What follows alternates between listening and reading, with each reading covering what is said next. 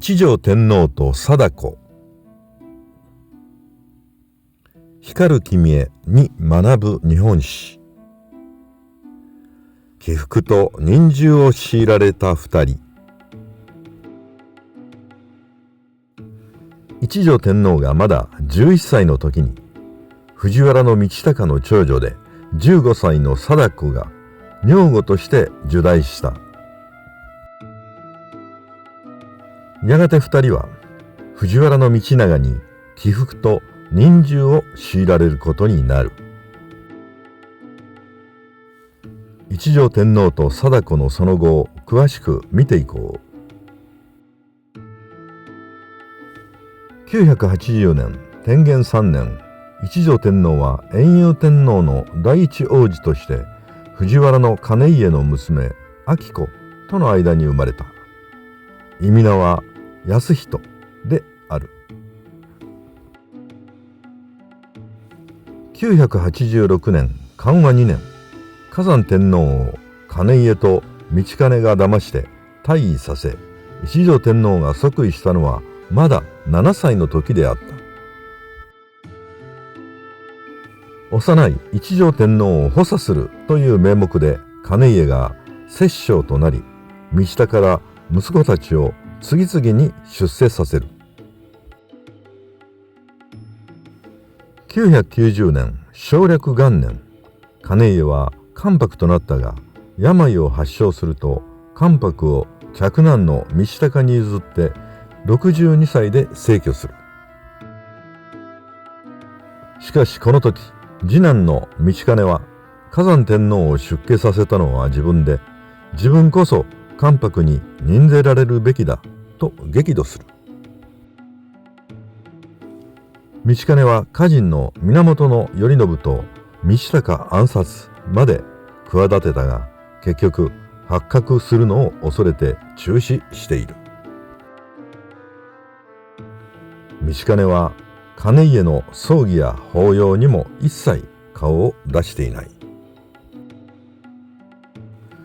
兼家の息子たちは水面下では関白の地位をめぐり熾烈な争いを繰り広げていた。一方の藤原の貞子は977年貞元2年に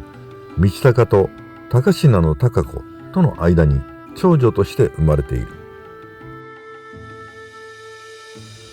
関白となった道隆は貞子が15歳になると11歳になった一条天皇のもとに当初は女御として入内させている。ところがなぜか道隆は突如として貞子を990年10月一条天皇の皇后として中宮と名乗らせるのである。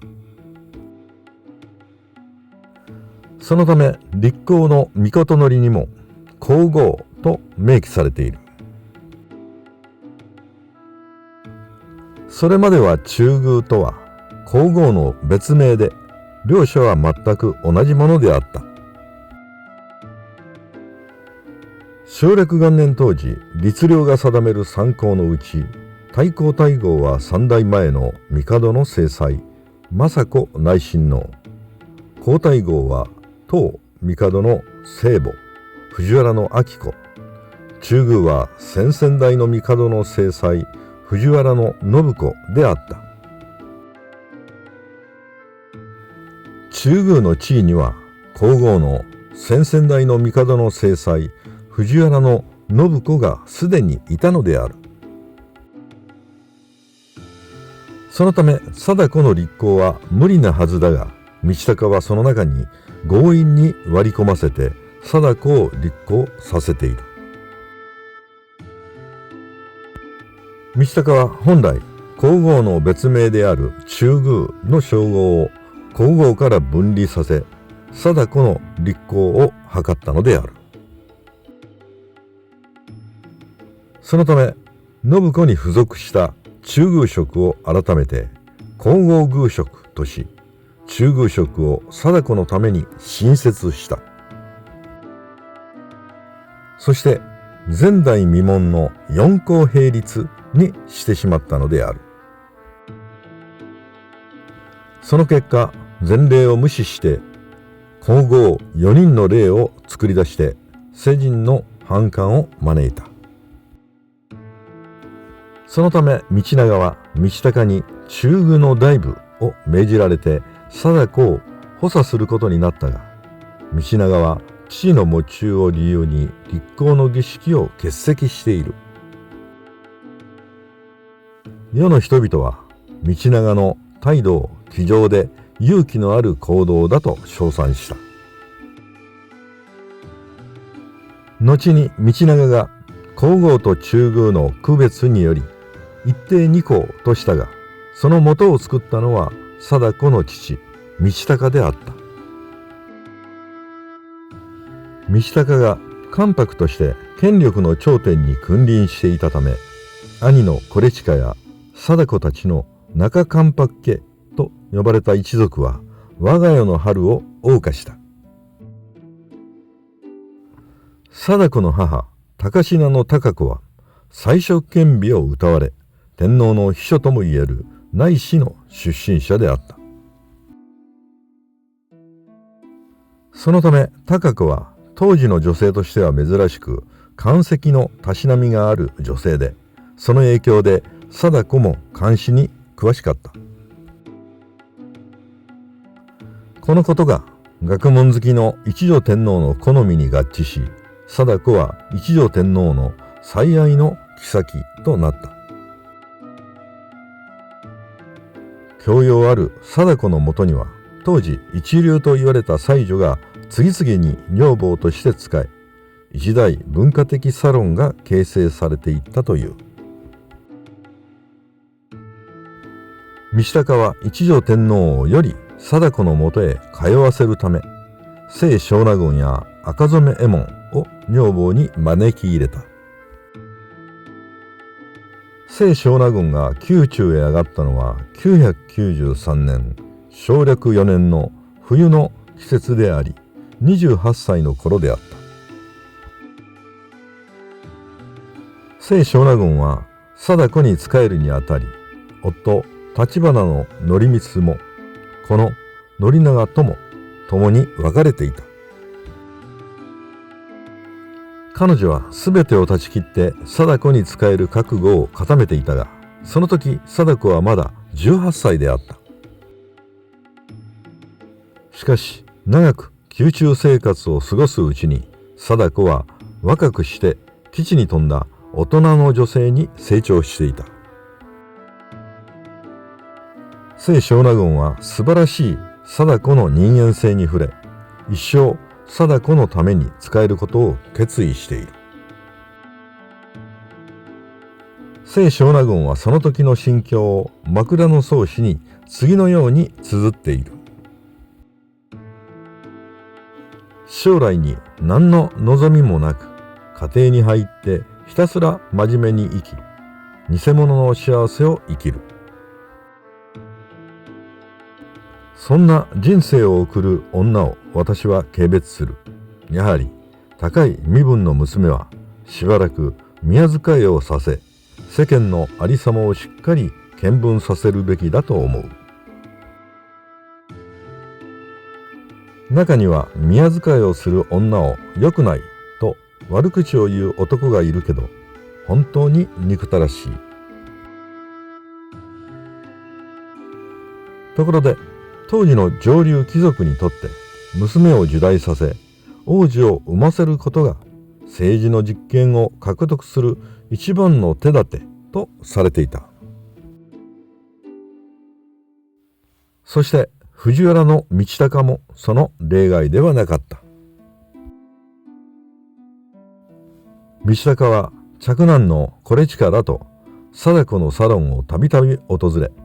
女房たちに冗談を言って笑わせたという。ところが突如として43歳の藤原道隆は関白に就任してわずか5年で逝去する。もともと糖尿病の持病を持つ道隆は過度の飲酒がたたって寿命を縮めたのである。道高の後には道兼が関白に就任するが、疫病のためにわずか数日で他界する。後継者争いは道高の嫡男惟親と道長との間で争われた。しかし一条天皇の母で皇太后の彬子は、惟親の母高子が勢力を伸ばすと高階家が台頭してくることを恐れた。そのため彬子は一条天皇を泣きながら説得して、ついに道長が後継者に決定する。さらに藤原の惟親と弟の高家は火山法皇に誤って矢を射るという不祥事を起こし、都から追放されている。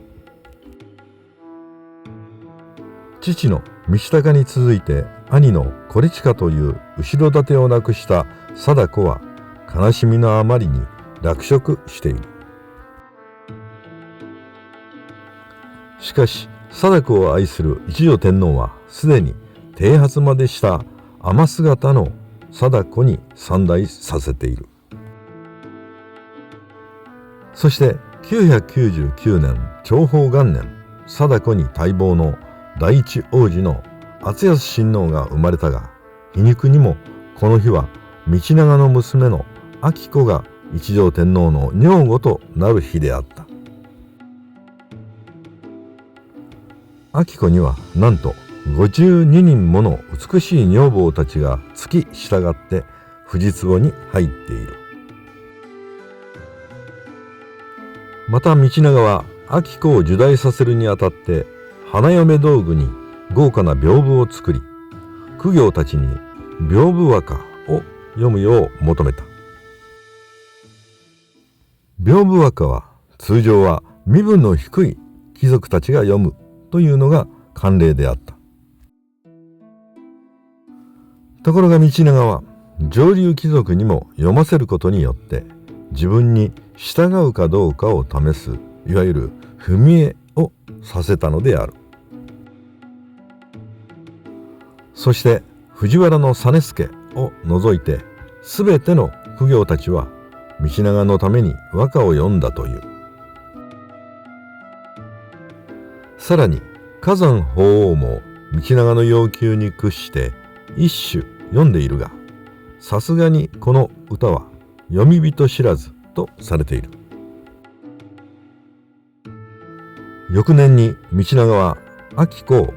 中宮とするために貞子を皇后としたが、もはや誰も止めるものはなかった。時の趨勢はすべて道長と彬子への流れとなっていた。しかしこの時も一条天皇の愛だけはひたすら貞子に注がれていたことだけが彼女にとってせめてもの生きがいであった。西暦1000年長保2年の師走、貞子は第二皇女を産んだものの、産後の日立ちが悪く次第に衰弱する。そして栄枯盛衰を短事実に見尽くした25歳の貞子は一親王と二内親王を残し、短い生涯を閉じた。遺言によって亡骸が暗く寂しい南鳥辺野に土葬されたのは雪の降りしきる寒い夜のことであった。貞子が残した孫の一人が後に不運の中で後朱雀天皇の中宮となったことがせめてもの慰みであった。一条天皇は長く貞子の死を悲しんだ。そのため道長は天皇の心を彬子に向かわせるためにさまざまな努力をし、一見一条天皇も元気を取り戻したかに見えた。しかし32歳の若さで没した一条天皇は最後に次のような内容の詩を残した。蘭が茂ろうとしても強い風が吹いて折ってしまい茂ることができない。それと同じく天皇の意向を悪心が遮って国家を乱してしまう。一条天皇の死後に手箱からこの詩を書いた紙を発見した道長はすぐに燃やしてしまったという。藤原氏が行った摂関政治は代々の天皇に言い尽くせない起伏と忍従を強いたのである。